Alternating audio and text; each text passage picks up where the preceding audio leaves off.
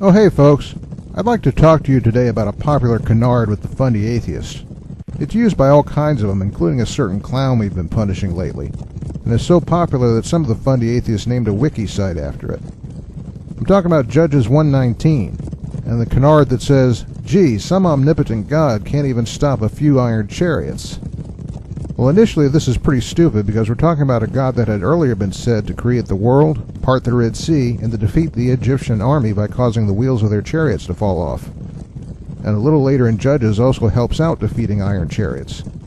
That by itself tells us we need to check this a little more closely. Part of the response is that the proper rendering of this verse indicates that the he here is Judah, not God. So it was Judah, not God, that couldn't defeat the iron chariots. Some stop there, but then the fundie-Atheists might take this further. They note that this also says God was with Judah, and think that this means the problem hasn't been solved. The problem there is they're contextualizing with Joyce Meyer instead of the text itself. The assumption made here is that God is with you. It means all rainbows and sunshine and everything goes exactly as you want it to. But that's not what the record says. Here in Genesis it says God is with Joseph even while he's in prison. And while it does say he did well there, that he was in prison at all shows that the Lord being with you doesn't equate with universal hunky-dory. Then look at this passage in Psalms. Notice that it says God is there with David even at the worst possible times. So what does it mean when God is with you? It basically means you have a covenant with him and he's honoring it. No more than that. Now in light of all this, let's look again at Judges 1:19. Why would it make the point that God was with Judah in spite of only half success on the battlefield?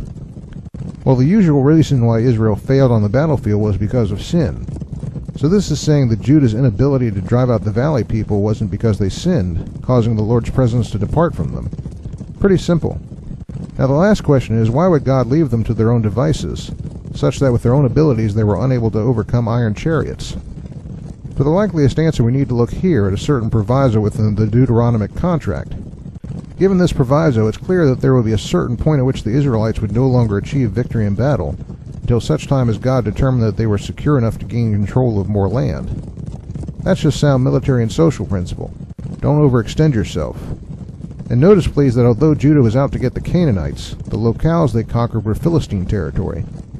That had all the bearings of an overextension of viable influence, and so all the more reason for that proviso of Deuteronomy 7:22 to kick in. So there you go.